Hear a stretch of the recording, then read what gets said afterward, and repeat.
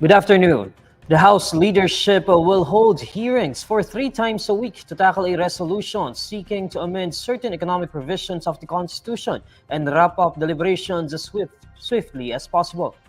Majority Leader and Zamboanga Representative Manuel Dalipe says the chamber would be convening as a committee of the whole from Monday to Wednesday, starting February 26 to discuss resolution of both houses number 7.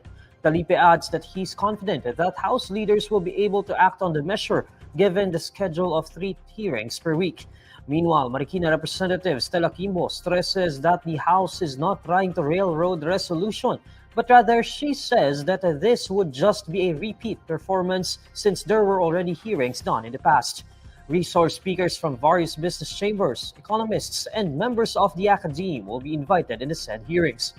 Senior Deputy Speaker and Pampanga Representative Aurelio Gonzalez Jr. says the Committee of the Whole would be holding 3-hour hearings in the afternoons before the start of the 4 p.m. plenary session. The resolution has a Senate counterpart, which is a resolution of both houses, number 6. The Philippine Coast Guard disproves China's claim that it chased away a Bureau of Fisheries and Aquatic Resources vessel in the Scarborough Shoal in the West Philippine Sea. On Thursday, February 22, Beijing claimed its China Coast Guard drove off the BFAR vessel because it supposedly was illegally intruding into the waters of the sandbank, but which is within the Philippines' exclusive economic zone. But PCG spokesperson for the West Philippine Sea, Commodore J. Tariela, says the BRP Datu Sanday continues to patrol the waters of the low tide elevation, also known as Bajo de Masinloc and Panatag Shoal. According to Tariela, the BFAR vessel is actively ensuring the security of Filipino fishermen in the area.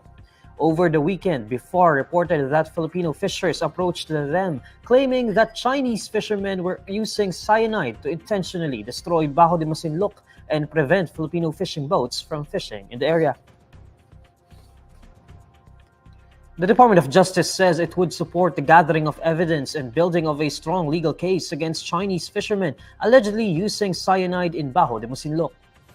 In a statement, Justice Secretary Jesus Crispin Remulla says that they have launched a study on the legal remedies the government could take to protect the West Philippine Sea. Remulla stresses that the Philippines will not tolerate any actions that will harm the environment and deprive Filipinos of their rights to use it.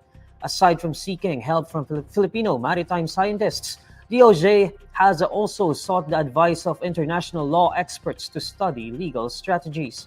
Earlier, the Bureau of Fisheries and Aquatic Resources spokesperson Nazario Briguera cited accounts of Filipino fisherfolk claiming that Chinese fishermen were using cyanide to intentionally destroy Bajo de Masinloc to prevent Filipino fishing boats from fishing in the area. But the Chinese embassy in Manila denied the allegations, calling these as baseless and sheer fabrication. It added that the Chinese government attaches importance to the protection of environment and fishery resources. The state of Kuwait's appeal court affirms the guilty verdict and conviction of the killer of overseas Filipino worker Julie B. Ranara in Kuwait. In a statement, the Department of Migrant Workers says the state of Kuwait's appeal court fully adopted the guilty verdict and sentence against the convicted killer. The convicted killer is sentenced to 1 year imprisonment for driving without license and 15 years imprisonment for murder. Department of Migrant Workers Undersecretary and Officer in Charge Hans Leo Kakdak says they have informed the Ranara family of the court's ruling and assures their continued support to the family as directed by President Bongbong Marcos. Kakdak adds that he had instructed the country's migrant workers office in Kuwait to work with their retained legal counsel in filing a civil action for damages against the father of the convicted killer.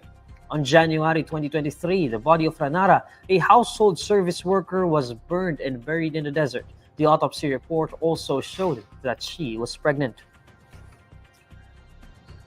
Here's the latest roundup of today's top stories. Philippine Coast Guard belies China's claim it chased away a BFAR vessel in Scarborough Shoal in the West Philippine Sea.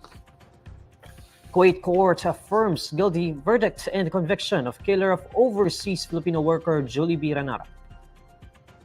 And ABS-CBN and PLDT cancel Sky cable deal. These are the stories you need to know today. I'm Neil Mercado. Follow INQUIRER.net on Facebook, X, YouTube, TikTok, Instagram, and Reddit. For more stories, visit INQUIRER.net. Good afternoon.